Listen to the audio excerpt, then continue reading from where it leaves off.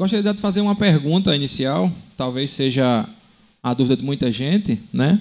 Mas, assim, como surge uma rádio comunitária, né?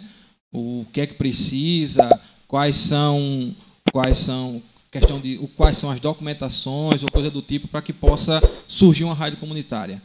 Então, se quem dos dois puder me responder. Eu acho que eu poderia passar a palavra para ele passar as informações da época dele, que eu acho que para o contexto histórico é muito interessante para o que a gente vivencia hoje.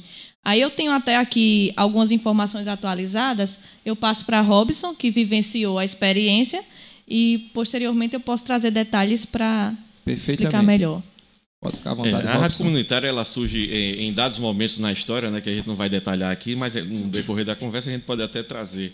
Né? Ela vem, ao longo da história, né, partindo de movimentos sociais na Europa, nos Estados Unidos, no Brasil mais especificamente na década de 70, mas trazendo para mais recentemente, a gente tem como referência a Rádio Favela, que é hoje uma rádio educativa lá em Minas Gerais, e trazendo mais para cá as pioneiras do estado da Paraíba, que seriam a Rádio Piemonte de Alagoa Grande, seria a Rádio Areia FM de Areia, a Araçá FM, que é do município de Mari, e também outros movimentos na capital, exemplo da Zona Sul FM. Né? Então, nesse momento, havia uma luta muito grande, já que a primeira lei de regulamentação de rádio comunitária, ela partiu de 1998. Então, surgiram também outros decretos, né, regulamentando como seria o funcionamento.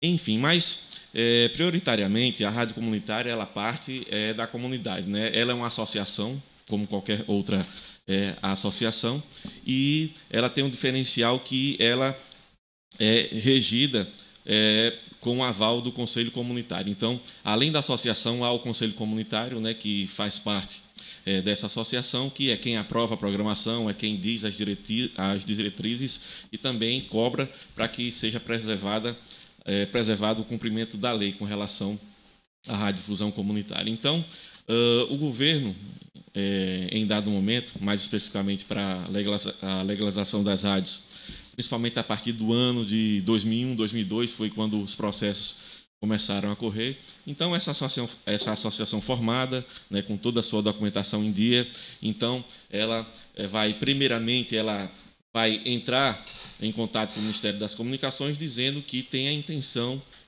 de operar a radiodifusão comunitária. Né? No caso, naquela época, não tinha nenhuma emissora, então as entidades se habilitaram, né, para passar por uma concorrência. Então, depois dessa concorrência, então, são avaliados todos os documentos, são avaliados também documentos de apoio da população, de outras associações, para que ela possa, enfim, ir para a parte técnica, que é a parte que tem toda a habilitação técnica, para que a rádio receba a sua autorização, para que possa, assim, funcionar. Né? Teve muito moído antes disso, teve uma luta muito grande, né? A gente teve muita intervenção, inclusive, da Anatel e da Polícia Federal na época, e realmente é uma luta que não foi só nossa, mas também de muitos companheiros Brasil afora. Em relação ao Conselho, Robson, ele é formado por quais entidades, no caso? Assim, não especificamente quem são as pessoas, mas um diretor, como é que é formado esse Conselho?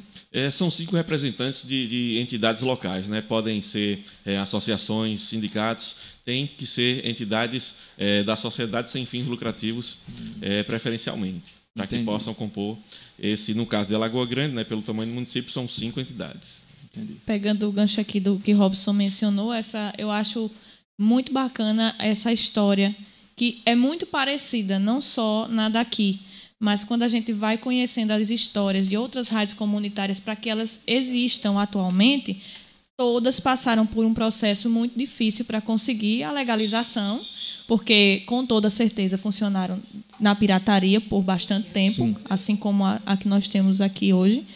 E, nesse período, é um período para todas de muita luta. Então, nenhuma rádio comunitária, eu acredito que nenhuma, existe assim pela cabeça de uma pessoa só. Tem que existir um coletivo, senão ela não resiste de forma alguma.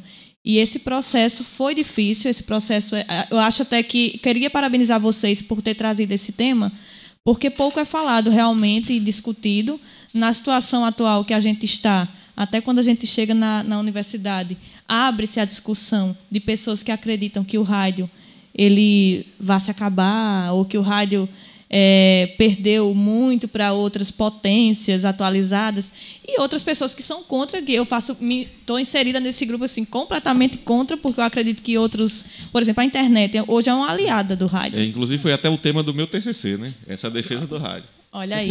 Do rádio através de ondas de rádio, porque eu acho assim que na minha cabeça não existe uma diferença entre rádio, televisão, quer dizer, existe a diferença assim, é o formato, né? Sim. Porque a gente fala de rádio porque vem de radiotransmissão, de radiofrequência, mas Exatamente. eu acho que a rádio vai terminar ela deixando de vir pelo ar e passando a vir por aqui, que hoje o que se chama de rádio web. Vai ter os estúdios do mesmo jeito, porque, por exemplo, a AM já saiu do ar, né? Sabe que a AM Migrou para FM. Né? Na verdade, saiu do ar. A gente não pode nem dizer que migrou, porque eram uns formatos diferentes, né? FM, a gente tem um alcance, por exemplo, mas hoje, por exemplo, apesar de na legislação a rádio comunitária ter que se limitar à comunidade, tem gente escutando a rádio comunitária no Rio de Janeiro, a da nossa cidade. Escuta, sim, né? por transmissão via web, com então, certeza. eu acho assim, que talvez acabe a transmissão por transmissor FM, mas a rádio em si e o papel que ela faz de influenciar e de ter o formato dela, isso para mim não vai acabar nunca. Eu já creio que talvez possa ser até que acabe. Agora, como nós estamos inseridos nesse mundo tecnológico, na questão da internet, então, assim, imagina quantas localidades aqui em Alagoa Grande a gente não consegue atender. Né? Exatamente. Então, assim, tem pessoas em localidades bem complicadas que não têm nenhum tipo de conectividade. Então, com isso, a única solução que vai ter vai ser via rádio mesmo. A zona do rural, então, ainda é mais... Exatamente. Então, E assim, nós temos uma audiência gigantesca com a zona rural. Na zona rural. E temos várias localidades que nem sinal de celular chega. Né? Apesar de todos os esforços das operadoras, mas nem sinal de celular chega. Então, eu creio que pode até ser que morra, né? Mas talvez seja num futuro bem distante nessa questão. Porque, historicamente falando, né, sempre decretaram o fim do rádio, né, desde o início da televisão. Né?